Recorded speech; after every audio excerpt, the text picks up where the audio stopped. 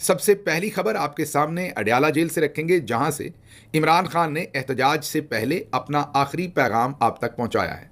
मैंने ये एहतजाज से पहले उनका आखिरी पैगाम क्यों कहा है? इसलिए कि उनकी जो अगली केस की समाअत है, जो उनका केसेस की समाअत होती है अदालत में, जहां वो वकला से मिल पाते हैं, फैमिली से मिल पाते हैं, वो शायद अब 25 या 26 नवंबर को होगी। इसलिए 24 नवंबर के एहतजाज से पहले ये आखिरी मौका था जब वो वकला के साथ या अपने ख़ानदान के साथ मिले, और उन्होंने अलीमा खानम साहबा भी और वकला के थ्रू भी अपना आखिरी एहतजाज से पहले जो पैगाम था वो आप तक पहुंचाया, जो आपके सामने रखना बहुत ज़रूरी है। उन्होंने अपने पैगाम में कहा कि कौम को फैसला करना होगा कि उन्होंने बहादुर शाह जफ़र की तरह एक कंप्रोमाइज्ड ज़िंदगी जीनी है और कंप्रोमाइज्ड मौत मरनी है, या उन्होंने टीपू सुल्तान की तरह बहादुरी की दास्तान रकम करनी है। उन्होंने कहा कि मैं फैसला कर बैठा हूं, मुझे 100 साल भी जेल में रहना पड़े या जब तक मेरी ज़िंदगी है तब तक जेल में रहना पड़े, मैं रहूंगा, मैं कंप्रोमाइज़ नहीं करूंगा, मैं आपकी गर्दन नहीं झुकने दूंगा, मैं आपको शर्मिंदा नहीं करूंगा, मैं किसी किस्म की डील नहीं करूंगा। मैं, मेरा ख़ानदान जो भी कुर्बानी होगी वो जेल के अंदर या बाहर वो देने को हर सूरत तैयार है। मेरी ज़िंदगी ले ली जाए, मुझे जेल में रखा जाए, जो भी होगा मैं आपका सर शर्म से नहीं झुकने दूंगा, मैं कोई डील नहीं करूंगा। लेकिन आपने फैसला करना है कि आपने अब हकीकी आज़ादी के लिए बाहर निकलना है। उन्होंने कहा कि 8 फरवरी को आप निकले थे और अपनी हकीकी आज़ादी का फैसला दिया था, लेकिन 9 फरवरी को आपकी आज़ादी फिर छीन ली गई उन नताइज को तब्दील करके। अभी आप निकलिए और हतमी तौर पर अपना फैसला, जो अवाम का फैसला है, वो अनाउंस कीजिए। इसलिए उन्होंने कहा कि 24 तारीख जो है वो मैंने आपको 2 ही दफ़ा निकलने को कहा, एक 8 फरवरी को कहा था और आप निकले थे।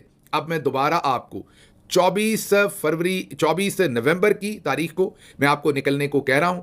आप निकलिए और निकल के अपनी राय का इजहार भी कीजिए और अपनी ताकत का इजहार भी कीजिए। ये इमरान खान का पैगाम। अब आते हैं हम अगली खबर की तरफ, जो आप सब ने कल से देखा कि किस तरीके से पाकिस्तान के मीडिया में, सोशल मीडिया में बुशरा बीबी के वीडियो पैगाम को लेकर जो एक तूफान बर्पा किया गया कि बुशरा बीबी के वीडियो पैगाम ने पाकिस्तान पर हमला कर दिया, सऊदी अरब पर हमला कर दिया, इस पर हमला कर दिया, उस पर हमला कर दिया। हालांकि जब आप वो वीडियो पैगाम सुनते हैं तो उसमें किसी मुल्क का नाम नहीं लिया गया। बुशरा बीबी ने सिर्फ इतना कहा कि जब इमरान खान वहां गए सऊदी अरब और वहां से वापस आए तो जनरल बाजवा, जी हां, उन्होंने ये नहीं कहा कि कहीं से फोन आए, उन्होंने कहा जनरल बाजवा ने कहा।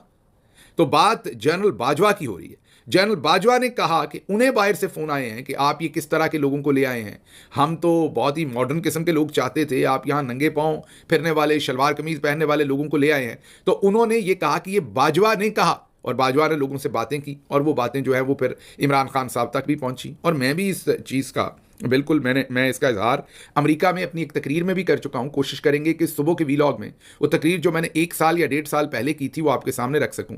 गालिबन वो मैंने डैलस टेक्सास में की थी, और उस तकरीर में मैंने बताया था कि बाजवा साहब को इमरान खान के शलवार कमीज पहनने पर भी एतराज़ था। तो मैं ये सारी दास्तान तो आपको 1.5 साल पहले आपके सामने रख चुका हूं। एक दफ़ा फिर कोशिश करेंगे कि मेरी टीम वो वीडियो क्लिप ढूंढे और आपके सामने कल के वीलॉग में रखे। लेकिन इसमें बुशरा बीबी इशारा ये कर रही है कि ये बाजवा साहब कह रहे थे। तो मैंने कल भी अपना ट्वीट करके बताया था कि बाजवा साहब की ये पुरानी आदत थी। अमेरिका में भी उन्होंने पहले इमरान खान को कहा कि रशियन विजिट जो है वो बहुत ज़रूरी है, पाकिस्तान के लिए ज़रूरी है, पाकिस्तान की अफवाज के लिए ज़रूरी है, आप ज़रूर रशिया जाइए। पहले फोर्स किया, रिक्वेस्ट की, हर तरह से जिद की, और जब इमरान खान रशिया चले गए तो साथ ही अमेरिका को कहा कि ये देखिए कितना गलत आदमी है, यूक्रेन की वॉर लगने में लगी है या लग गई है, और इमरान खान वहाँ चला गया, मैंने तो रोका था। तो बिल्कुल अमेरिका में एक और झूठ बेचा और इमरान खान को और झूठ बेचा, पाकिस्तान में और झूठ बेचा।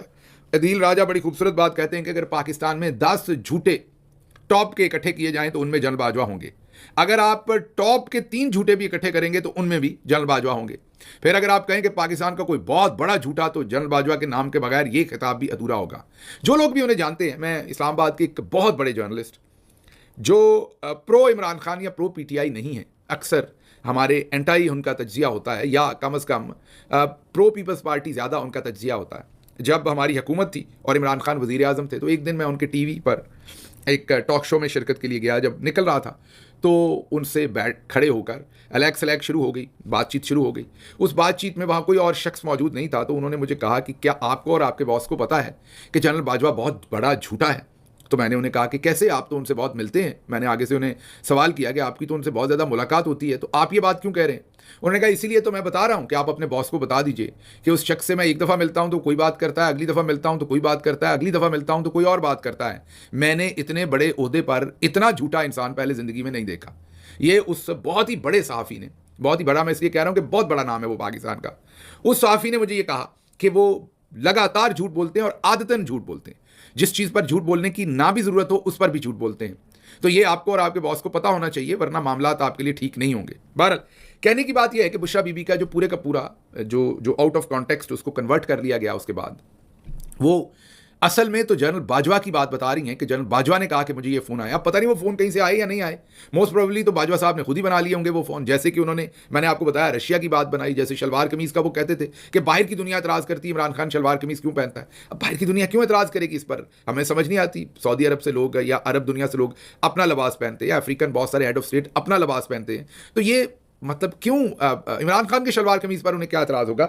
इसलिए मुझे लगता है कि ये बात भी जनरल बाजवा ने अपने पास से घड़ी थी। बुशरा बीबी ने तो सिर्फ इतना बताया कि जनरल बाजवा क्या कहते थे, लेकिन उस बात को फिर कहाँ से कहाँ ले जाया गया।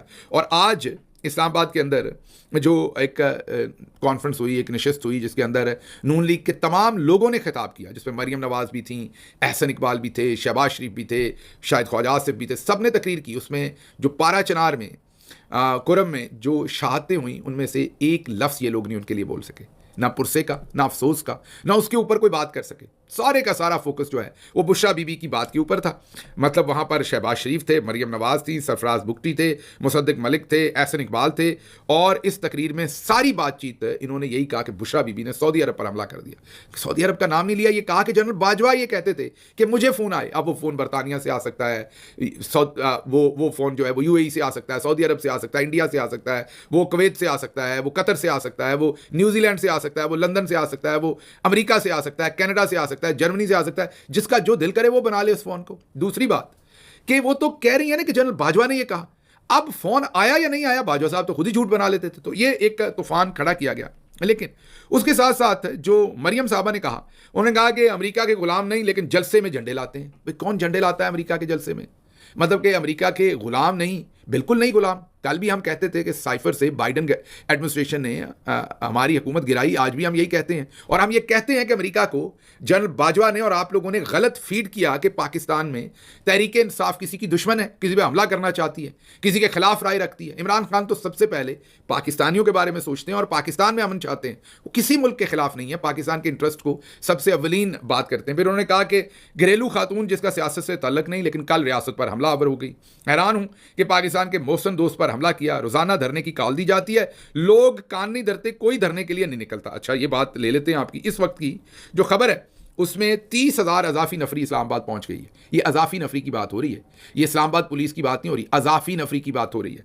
इसमें पंजाब पुलिस 19,000, आज़ाद कश्मीर 1,000, सिंध से 5,000, FC के 5,000 एहलकार जो हैं वो इस्लामाबाद पहुंचे हैं। ये ARY बता रहा है कि 30,000 अजाफी नफरी जो है वो, अगर आपने 50-60 हज़ार, मीन अंदर भी तो कुछ 15-20 हज़ार लोग तो इन्होंने अंदर के होंगे, फिर दूसरे इदारों के लोग होंगे 5-10 हज़ार, तो ये अगर 30,000 बंदा आपने अपना बाहर से बुलाया और कोई 20,000 बंदा आपका इस्लामाबाद के अंदर मौजूद है पहले से पुलिस का, ये 50,000 बंदा इसलिए आप निकाल रही हैं, इसलिए डिप्यूट कर रही हैं कि कोई पब्लिक कान नहीं धर रही।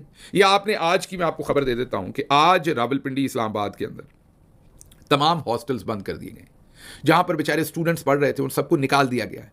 और इतनी शर्म की बात है कि जो बच्चियां स्टूडेंट्स थी, बड़े दूर दराज इलाकों से आके लोग हॉस्टल्स में रह के पढ़ते हैं, उन बच्चियों को भी हॉस्टल से निकाल दिया गया। उनको कोई उससे पहले कोई किसी किस्म का नोटिस नहीं दिया गया कि वो अपने पेरेंट्स को, कोई लैया से आई हुई है या कोई जामशोरों से आई हुई है, किसी भी जगह से, वो अपने पेरेंट्स से रब्ता करें, कहीं और जाना पड़ेगा उन्हें, कोई इंतजाम करना पड़ेगा सोने के लिए, वो बच्चियां वो इंतजाम कर लें। इन्होंने उन्हें बगैर कोई नोटिस दिए आज तमाम हॉस्टल खाली करवाए, सील किया उन्हें, और बच्चों का जहां मर्जी जाए उनका सामान उठा के बाहर फेंक दिया।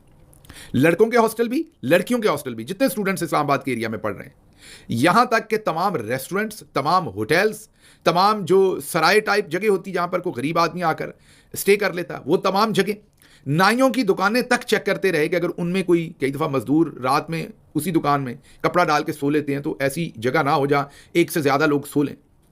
मीन कोई मोची की, नाई की, कोई रेस्टोरेंट, कोई होटल, कोई हॉस्टल, कोई चीज़ इन्होंने नहीं छोड़ी, कोई गेस्ट हाउस, कुछ नहीं छोड़ा, सब बंद कर दिया है रावलपिंडी इस्लामाबाद। फिर तमाम मोटरवेज कह रहे हैं मुरम्मत करनी एक ही टाइम में, पाकिस्तान की तमाम मोटरवेज एक ही टाइम में बंद कर दी। फिर GT रोड, जेलम और जो खारियां के दरमियान में, वहां पर GT रोड भी बंद कर रहे हैं और सड़कें भी बंद कर रहे हैं। मतलब वैसे अकल ना हो तो मौजा ही मौजा। इमरान खान और पाकिस्तान तहरीक इंसाफ ने 24 तारीख का ये जो एहतजाज किया है, ये पूरा मुल्क जाम करने के लिए ज़ाहिर है एहतजाज किया कि मुल्क जाम करेंगे और इसमें से इंसाफ लेंगे। बड़ी मेहरबानी आपकी, आपने 20 तारीख से 21 तारीख से मुल्क जाम कर दिया।